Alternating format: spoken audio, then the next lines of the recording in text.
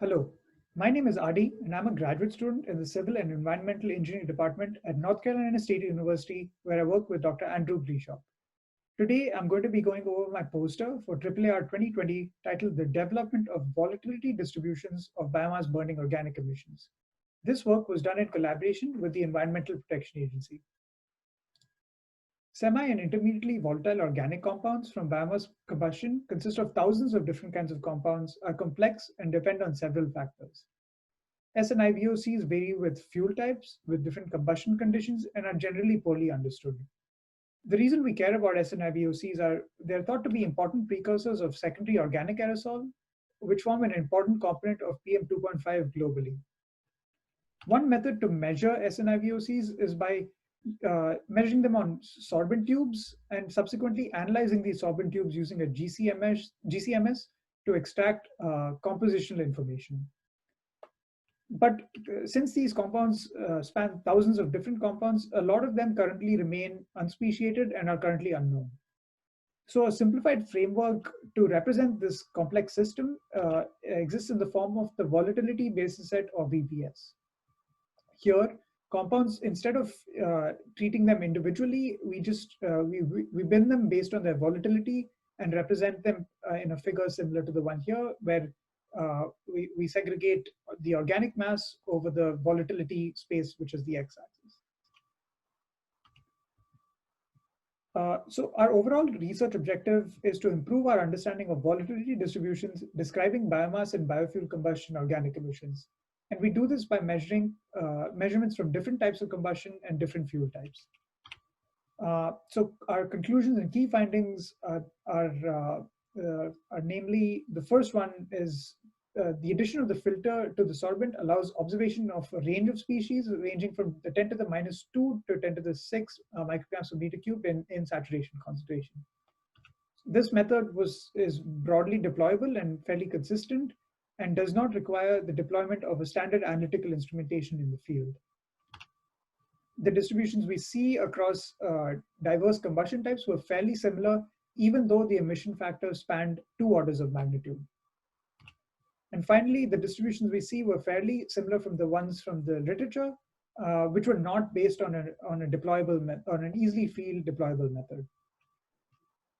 So just briefly going over the measurement techniques that we used in this study. Measurements from an experiment from a burn were introduced into a sampling duct initially, and then traveled into 3 parallel streams. In the first stream, we measured PM 2.5 using gravimetric filter measurements. In the second, we had a sorbent tube with a filter, which was for SNIVOC measurements. And then in the third, we had gas phase measurements like CO and CO2. And for the sorbent tube, with the filter, just to clarify, we have a quartz filter punch in front of the sorbent, and this assembly is analyzed together in the TDGCMS. So in addition to the lab in Bernhardt that is displayed here, we also looked at field prescribed burns and also a lab wood stove or a residential wood cook stove. So once we have the chromatogram from the GCMS runs, the next step is to try to get this to a VBS formulation. But this requires a few intermediate steps as well.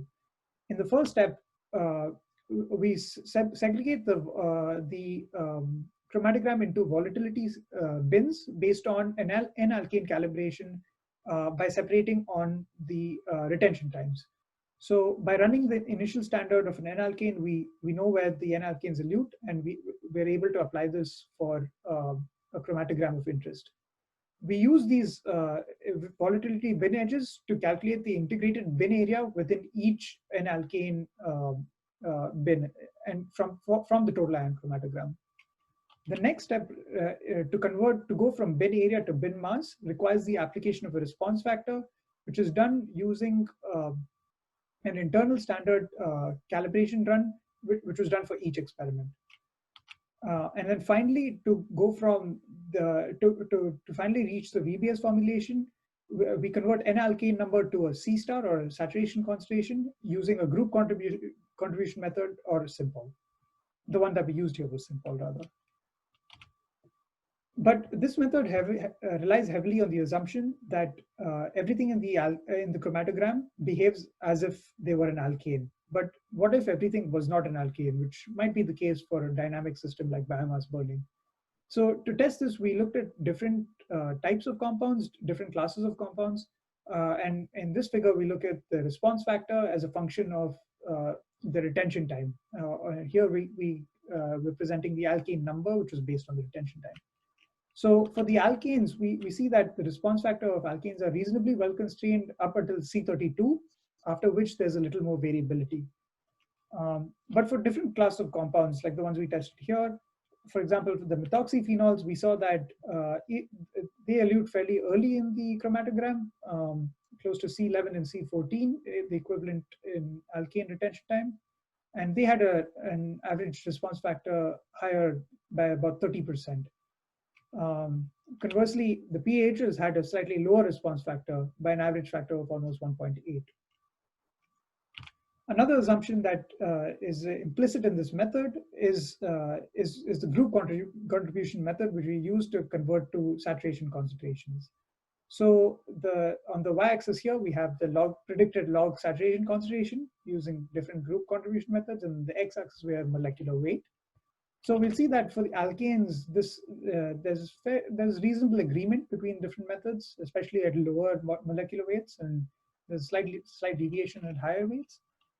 But for different classes of compounds, this can vary fairly significantly. So for the two examples that we have here are for levoglucosan, which can span almost 2 or 4 orders of magnitude, and PAHs, which is well beyond that.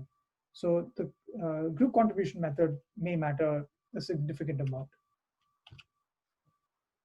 To illustrate the variability in the emissions, we look at PM emission factors, which span 2 orders of magnitude. So for here in this figure, we look at PM emission factor on the y-axis, and on the x-axis we have MCE, or modified combustion efficiency. We see that from the different methods, PMEFs, as I mentioned, was spanned 2 orders of magnitude. The PM mass was primarily dominated by OC, and we see that while PM, there is a slight trend of PM decreasing with MCE, but there's a lot of variability due to just the dynamic nature of the combustions involved. So even though the PM emission factors were so variable, we saw that volatility distributions were generally consistent across the biomass burning sources. Sorry. So on the y-axis here, we have bin fraction, and on the x-axis, we have log saturation concentration in terms of volatility bins. And for the first one, we see that the field and Bernhardt have fairly similar distributions, and then wood stove operation. So the residential wood stove under high fire and startup operation have similar distributions as well. Another thing to note here was that IVOCs dominated the volatility distribution in the range of organics that we measured. So they were greater than 80% of the total organic emission factor across all the sources. Whereas SVOCs were a smaller fraction of that, comprising of 10 to 15% of the total organic emission factor. Finally, we look at volatility distributions with a comparison with the literature. So here we compare our distributions projected into particle mass fraction versus an organic aerosol concentration using partitioning equations. And we compare our distributions to a lab simulated open burning experiment. And the method that was used in this study was slightly different. They used a thermodenuter plus dilution approach. But we see that there's a significant overlap in the distributions that we produced compared to this study. Finally, using some of these distributions to produce primary organic aerosol emission factors as a function of organic aerosol concentration, we see that POA from filters can be biased high by a factor of almost 4 relative to atmospheric conditions. To conclude, I'll just leave up the slides that I had initially for my conclusions, and you can feel free to email me on the email that's listed here. Thank you.